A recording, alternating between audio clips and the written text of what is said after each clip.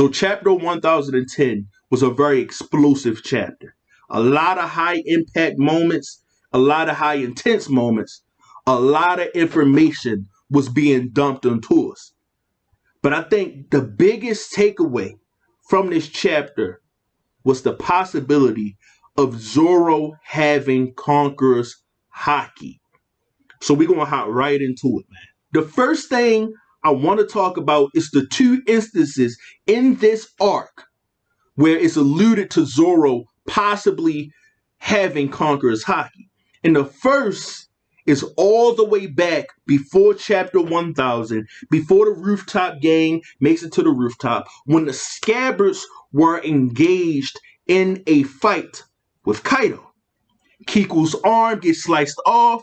Her arm falls from the top of the Skull Dome through a hole where Zoro sees it, and Zoro has this rage moment. As Zoro's having this rage moment, the island begins to shake, and the people around Zoro thinks that Zoro is causing this, and they assume that Zoro has the color of the Supreme King.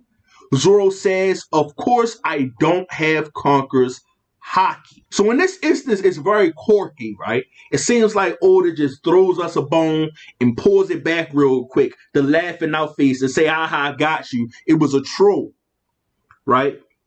But then we move to the next instance where Zoro is alluded to having Conqueror's Haki, and that is in chapter 1010. Zoro's on his last legs. He's on his last breath. Zoro is going to put everything he has into this last attack. All of Emma's power and all of his own power. Zoro summons the Ashura power. I don't know how he does it, but he summons it non-sword style, dead man's game, slices a gashing slash through Kaido's chest that Kaido said will indeed leave a scar. But Kaido also said, "Don't tell me you have the color of the Supreme King too?" Question mark. So does this confirm that Zoro has Conqueror's Haki? No. One, because there's a question mark at the end of Kaido's sentence. But two, there's a lot of factors that comes with Conqueror's Haki that I just didn't see Zoro display yet. And for one, it's the foreshadowing of Conqueror's Haki. How Oda usually foreshadows Conqueror's Haki. If you go back to the pre-time skip when Luffy first started to awaken his Conqueror's Haki, you could see instances where Luffy, a scare animal, or he'll knock out some creatures, or he'll knock out some people. This happened in Impel Down when Luffy was semi-conscious, damn near unconscious, and he knocked out the wolves. This happened in Marineford when the Ace was getting ready to get executed, and he knocked out Marine soldiers. So we've seen foreshadowing of Conqueror's Haki before. We also got instances with Doflamingo in Doflamingo's past when he was getting tortured as a child because he's Teriabito.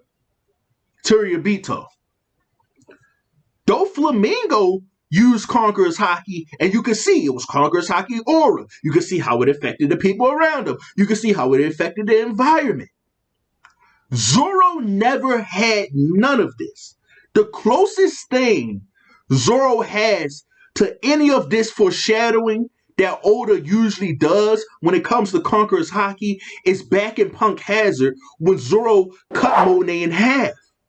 But to me, when I look at that moment, the way I interpret it, in the same way I'm interpreting it now, is that Zoro sliced Monet in half and put her in shock.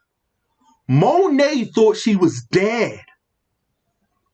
Zoro had the whole speech about, have you ever known a wild beast that you were sure wouldn't bite? Like Zoro had that whole scene, that whole monologue, intimidating her, then slices her in half and put her in shock that way. At no point did we see Zoro show any instance of Conqueror's Haki. So the fact that it's popping up now, out of nowhere, in Wano country, is very weird, seeing as though we don't have any evidence that Zoro possibly have Conqueror's Haki before that. So that's a red flag for me that Oda might be possibly throwing us in for a loop. So the next thing I want to talk about is why Kaido said what he said. Why did Kaido think that it was possible that Zoro had Conqueror's Haki? Well, it was because he used Ashura. The same thing he used all the way back in his lobby against Kaku. Now, what I could assume by the way the story is showing Ashura is that we as the readers are not the only ones that are seeing 3 Zoros.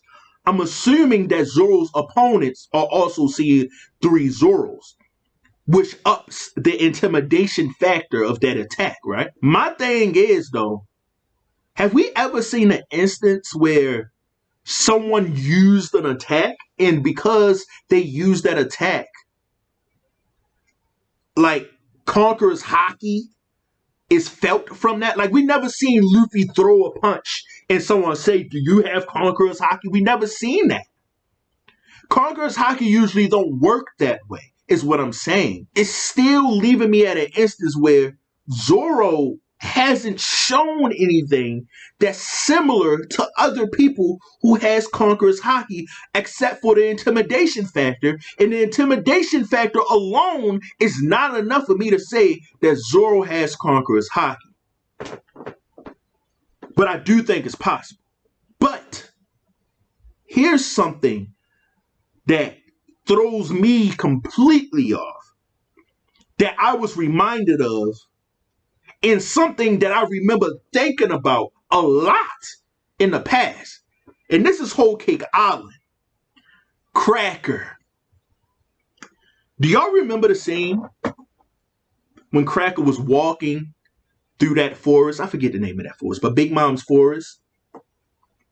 And the plant life around him started to decay and rot. And Luffy, I believe, asked. Well, he didn't ask, but he was thinking to himself, is that Conqueror's Haki? And then Luffy say, no, that's something else. Let me see this. We've never seen an instance where someone uses Conqueror's Haki and decays plant life. We've never seen an instance where someone used Conqueror's Haki and rots plant life. We never seen it. That's why Luffy was able to figure out that ain't no fucking Conqueror's Haki. That's something else. And I don't know if this is unique to Cracker or not, but we're going to look into a couple of things that I want to draw from this scene. So first, let's talk about the certainties we have. I'm going to trust Luffy's judgment that that is not Conqueror's Haki. I'm going to trust Luffy's judgment. So that is indeed not Conqueror's Haki. The thing we don't know is if it's Haki at all. If it's Haki at all. Is this unique to Cracker or not?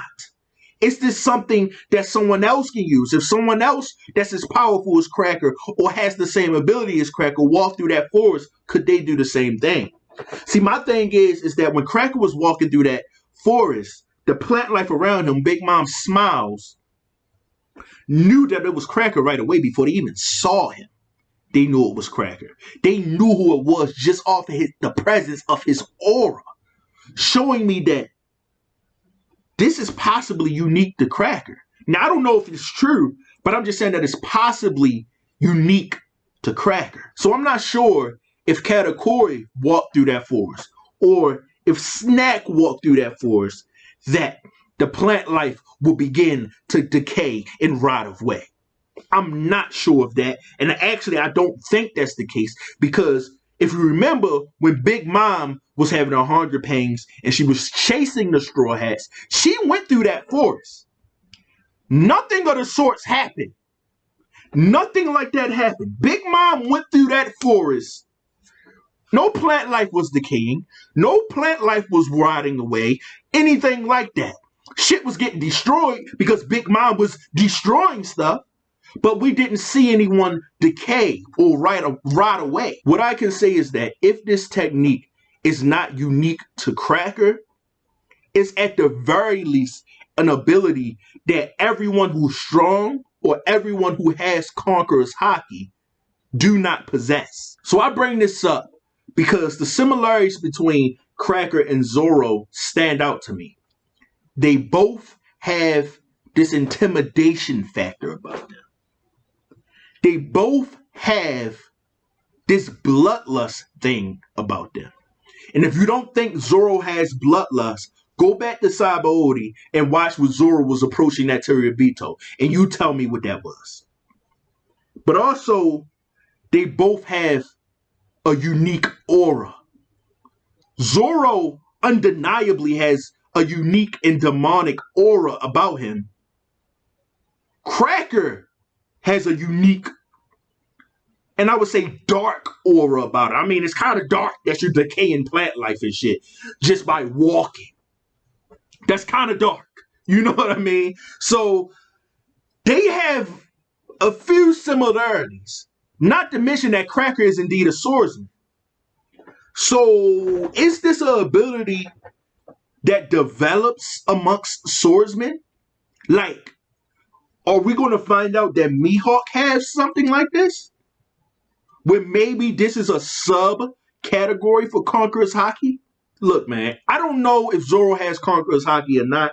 If I had to guess to say does he has Conqueror's Haki, I would still say no.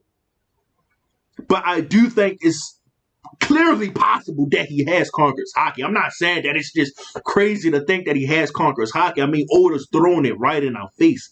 But I think because Oda's throwing it in our face, because Oda didn't foreshadow it, because Zoro has these similarities to Cracker like this, because of the way it was presented to us with just Ashura, just this one attack, I have to question, is this truly Conqueror's Haki or not? I can't confirm it. That's all I'm saying. But y'all let me know what y'all think down in the comment section below. Like the video if you enjoyed this video. If this video was interesting in you. Dislike the video if you dislike the video. That doesn't really matter to me. It doesn't really matter. I would like if you liked the video, though. I would really appreciate that. Also, subscribe to see more of my content. I will be making more One Piece content and more content on other anime or maybe just other shit that I feel like talking about. It doesn't really matter. I'm out this bitch, man. Peace, love, and positivity. Peace.